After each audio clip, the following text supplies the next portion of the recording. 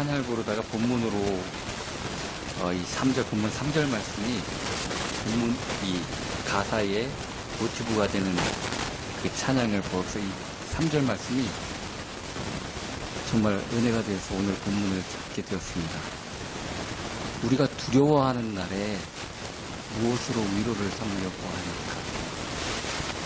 어렸을 때는 아빠, 엄마가 내가 두려워하는 날에 그것을 막아줄 위로작으로 삼을 때가 많습니다.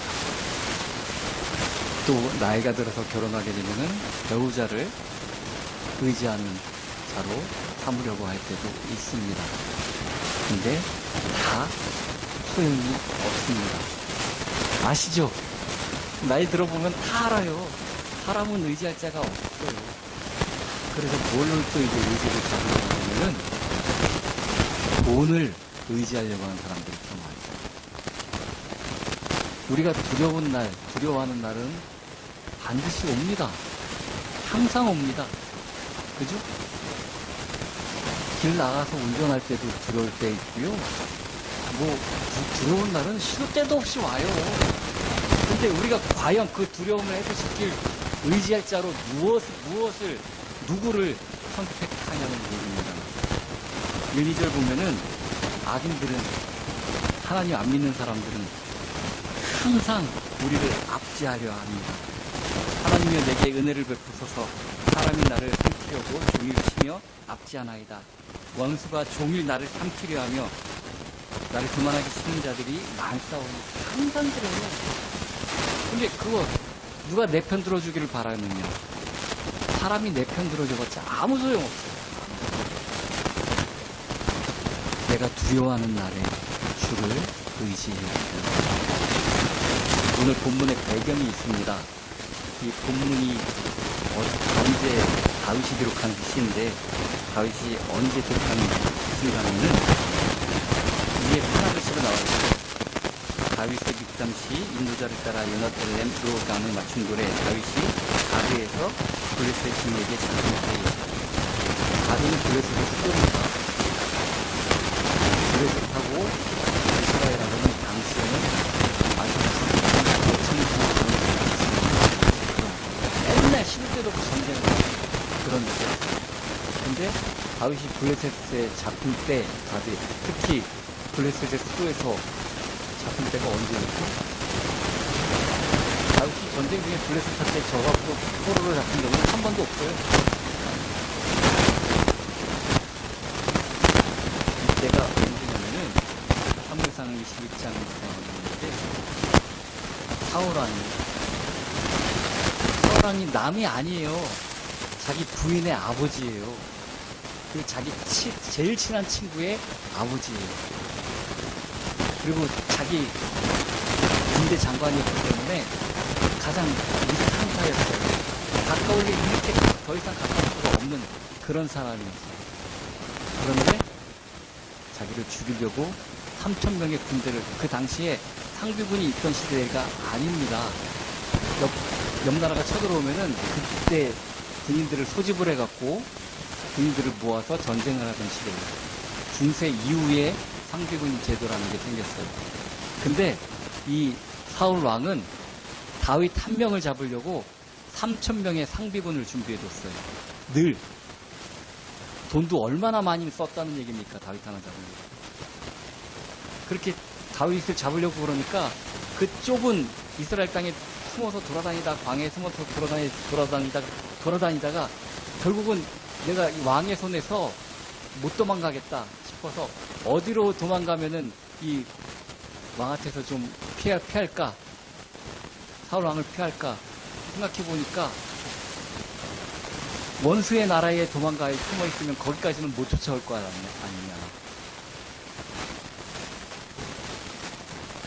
그래서 블레셋하고 맨날 전쟁 일으켰다고 그랬잖아요. 블레셋으로 도망간 겁니다. 그랬더니 블레셋의 이 왕은 처음에는 다윗이 귀순한 줄 알고 자기 편을 들어줄 줄 알고 환영을 하고 환대를 했어요. 왜냐면은 그 당시에는 총으로 쏘는 시대가 아니에요. 그래서 한 명의 장군이 100명을 상대한다는 말이 나올 정도로 싸움 잘하는 사람이 정말 중요한 시대예요. 그래서 돈을 많이 주고라도 싸움 잘하는 장수를 스카우트 하려고도 하고 그러던 시대예요. 요즘 말로 말하면 전쟁이 꼭 뭐 스포츠 같이 축구 선수 뭐 호날두라든지 그런 유명한 축구 선수들은 1년 뛰는 몸값이 몇천억이 넘어요. 그만큼 축구를 잘하는 사람 한 명이 다른 사람들 다 합친 것보다 몸값이 더 높을 때가 많아요. 그것처럼 다윗같이 이름난 장수를 자기 군대로 들이면은 자기 군대가 훨씬 유리할 것 아니냐. 그래서 다윗을 자기 편으로 들이기를 바랬습니다. 그런데 밑에 부하들은 왕 같지가 않아요. 실전에서 다윗하고 싸웠던 사람들입니다. 저 사람이 어떤 별명이 있었냐면은 사울 왕이 블레셋 사람을 죽인 사람은 천천히요, 다윗은 만만이라, 이런 얘기까지 들은 사람, 저 불구 대천지 원수를 어떻게 드리겠습니까? 저 사람이 내 형제, 내 아들, 그런 사람을 죽인 사람인데 저 사람이 우리 군대에 들어 있으면, 같은 편으로 있으면은 누가 마음 놓고 싸우겠습니까? 저런 원수랑. 그래서 절대로 안 됩니다 하고 분위기가 그렇게 돌아가 버렸어요. 그러니까 진짜 호랑이 굴에 들어간 거나 마찬가지예요. 입 안에 들어간 거나. 거기 들어갔으니까 잡아서 죽이면 할 말이 없어요. 사울보다 더 무서운 데에 들어가 있는 거예요, 지금. 이때 다윗이 뭘 했죠? 미친 척을 했습니다. 침을 질질 흘려서 입숨을 뚫고 있던 마찬가지. 뇌경색이 오면은 근육이 컨트롤할 수가 없어요. 내 마음대로 내가 말도 제대로 할 수 없고요, 숨도 제대로 할 수 없고, 그 내가 담당하는 부분이 막혀있으면 그 부분을 못 써요. 그래서 내 옆에 내기서 똑같이 입원했던 아저씨는 나이도 젊은데 양치하다 보니까 아침에 양치를 하는데 이 치약물이 그냥 줄줄줄줄줄 흐른대요. 뭔가 이상하다 싶어갖고 말도 제대로 안 되는 거예요. 뇌가 다치니까. 그래서 왔다고 하더라고요. 그러니까 미친 척을 한 거예요. 뇌가 다친 사람이 나쁜 뇌가 되는 거예요.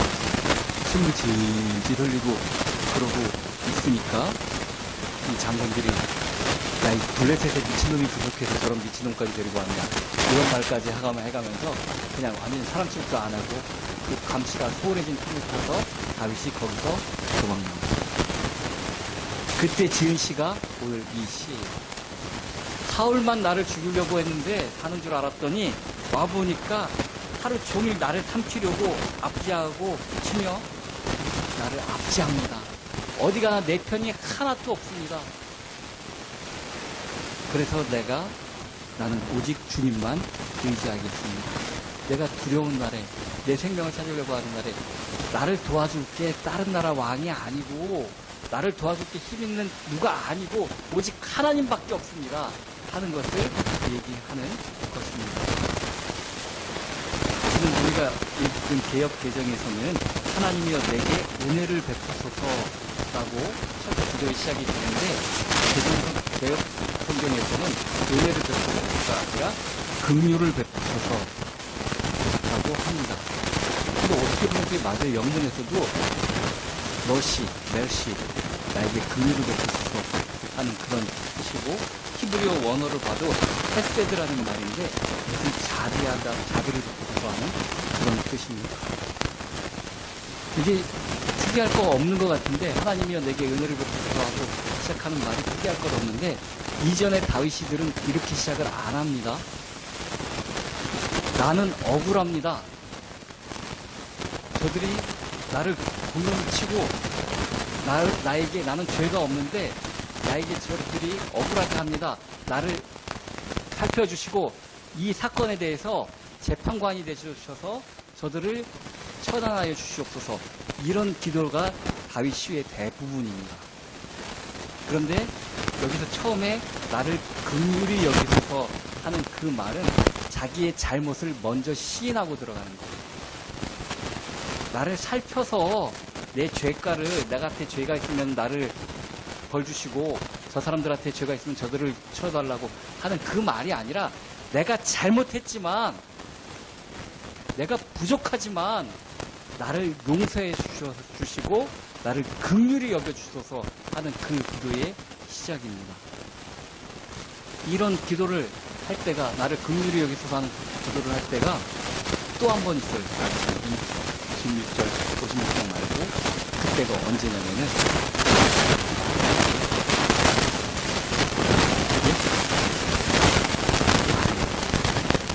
자기 사랑하는 두 아이의 아내인 바세바를 건드리고 나서 그일 때문에 나단 선지자가 와서 실망하고 그일 때문에 사랑의 실망이 임했을 때 하나님께 기도할 때 나를 긍휼히 여기소서 하는 것입니다.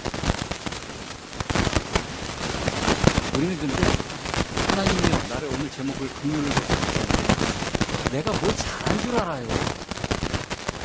그냥 저놈들이 다 못된 놈들이고 나는 의로우니까 나를 좀 건져주셔서 이렇게 기도할 때가 많아요. 근데 다윗이 왜 이것을 알고 이렇게 기도를 했을까요? 분명히 블레셋 사람들이 저 사람들 나쁜 놈들이고 사울왕이 나쁜 놈들 맞잖아요. 근데 왜 내가 잘못했으니까 나를 용서해달라고 기도할까요? 왜 그럴까요? 3절에 그 내용이 있는 겁니다. 두려워하는 날에 하나님을 의지하지 않고 다른 것을 의지했다는 거예요. 아니, 이거 진짜 하나님 앞에 용서를 구해야 될 일입니다. 내가 힘들고 어려울 때 우리 아빠를 찾아가야지 남의 집 아빠를 찾아가면 되겠습니까? 내가 힘들고 어려울 때 의지할 사람, 남자친구, 어떤 부인이 남편을 의지 못하고 다른 남자친구를 찾아가면은 그건 남편한테 용서 구할 일이에요, 아니에요? 그런 겁니다. 우리가 하나님 앞에 의지를 해야 되고 하나님의 위로를 바라야지 다른 데를 찾아가면은 그건 하나님 앞에 긍휼을 구해야 되는 거죠. 하나님 용서 안 해주면은 어떻게 방법이 없는 일이에요. 이런 일들이 다윗한테만 일어난 거 아닙니다. 하나님의 언약을 믿고 약속을 따라서 자기 친척과 아비와 본토집을 떠난 아브라함도 막상 가나안 땅에 와갖고는 가뭄이 들었어요. 먹고 살 게 없다고 하나님이 가라고 그랬으니까 하나님만 의지합니다 했으면 하나님이 힘 없으실 하나님이 아닌데 애굽으로 내려갔습니다. 그러다가 부인도 뺏길 뻔했어요. 하나님이 긍휼히 여겨주시지 않으면 어쩔 뻔했어요. 거기까지 와갖고 부인도 뺏기고 아직 진짜 얼굴 들고 살 수가 없을 그런 삶을 살았을 텐데 하나님이 긍휼히 여겨주셔서 우리가 우리를 구원하고 우리를 의지할 분이 하나님밖에 없다는 것을 늘 인지하고 살아야 됩니다. 이거를 잊어버리고 사는 것도 죄예요, 죄. 내가 잘못한 겁니다, 그거. 나를 압제하는 사람이 잘못한 게 아니라 의지할 하나님을 안 찾았다는 것은 내가 잘못한 거예요. 하나님을 의지해야 되는 것입니다. 사무엘이 하나님으로부터 말씀을 듣고 그 말씀을 따라서 기름 부음을 받아서 이스라엘 왕으로 세움을 받은 다윗인데 그 백성들을 인도할 때 무엇로 인도하려고 두려워할 때에 하나님을 의지하지 않습니까? 사울왕이 그랬어요. 사울왕도 하나님이 세우셨어요. 지가 왕 되겠다고 뭐 쿠데타 일으킨 거 아니에요. 하나님이 세우셨는데 위기의 때에 하나님을 의지한 게 아니라 사람을 의지했어요. 다윗과 사울왕의 결정적인 차이. 우리한테 두려워하는 날 분명히 옵니다. 그 두려운 날이 오고 벗어나고가 중요한 게 아니라 그때에 누구를 의지하는가가 더 중요하다. 그게 어떻게 보면 가장 중요한 일입니다. 우리 솔직히 다윗보다 믿음이 좋나요?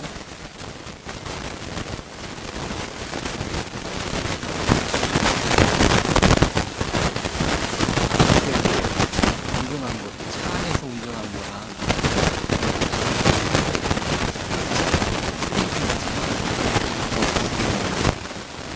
차는 공간 안에서 나를 막아줄 수도 있는 것 같이 느껴져요.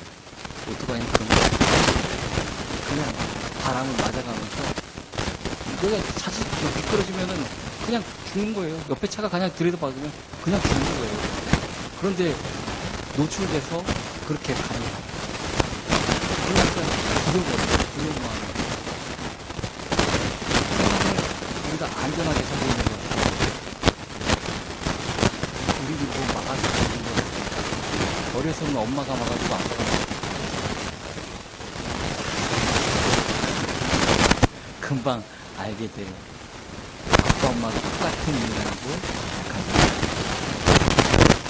하나님밖에 없어요. 하나님이 나의 보호자가 되시고 나의 위로자가 되시고 나의 의지할 분이 되시다는 걸 우리가 믿지 다윗과 같이 우리도 마찬가지라는 걸 세상 사는데 위험에 얼마나 노출되어 사는지 몰라요. 어떻게 될지 몰라요. 저도 병원 갔더니 1mm만 옆으로 가갖고 내가 다쳤어도 반경부스 됐거나 몸을 못 움직였을 거라고 그래요. 어떻게 그 위험에서 우리가 풀어요? 뭡니까? 누구 몰라요. 가다가 다리가 무너질 수도 있고 갑자기 땅이 꺼져갖고 그 땅 꺼진 데 들어가서 죽을 수도 있고 버스 타고 있는데 옆에 건물이 무너져서 죽을 수도 있어요. 우리가 안전하다고 생각하고 사는 것 자체가 정말 말도 안 되는 거예요. 그럼 우리는 더욱더 하나님만 의지하고 살아야 된다는 거예요. 다윗도 이런 실수를 위기 때 하나님 잘 인간이면서도 하나님을 의지하면서 했다가도 이제 이거 안 될 것 같다 하니까 사람이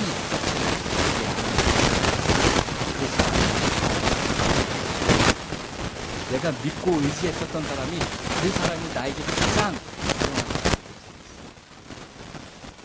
오직 하나님께 없다는 얘기입니다. 하나님의 잠이 이 히브리어의 헤세드라는 그 말에는 끝이 없다라는 뜻이 있습니다. 우리는 무한히 용서해주고 무한히 사랑해주지는 못해요. 선이 있어요. 어느 정도 넘어가면 그냥 손절합니다. 솔직히 다 그래요. 근데 하나님은 그게 없어요. 우리를 사랑하시되 끝까지 사랑하신다고 하셨습니다. 그래서 우리가 의지할 분이 오직 하나님입니다. 우리는 세상을 살 때 다윗보다도 더 많이 자주 실수를 합니다. 그죠? 실수를 많이 해요. 실수를 많이 할 수 있지만 정말 중요한 것은 하나님께 하나님 우리의 연약함을 아시기 때문에 하나님 앞에 구하면 된다고 말씀해 주고 있습니다. 내가 힘들고 아프고 지치고 어려우면은 기도할 수도 없을 정도로 순간은 없습니다. 기도하는 순간은 내가 밥 먹을 시간은 없고 내가 잠잘 시간 없었지만 기도할 수 있는 순간은 없습니다.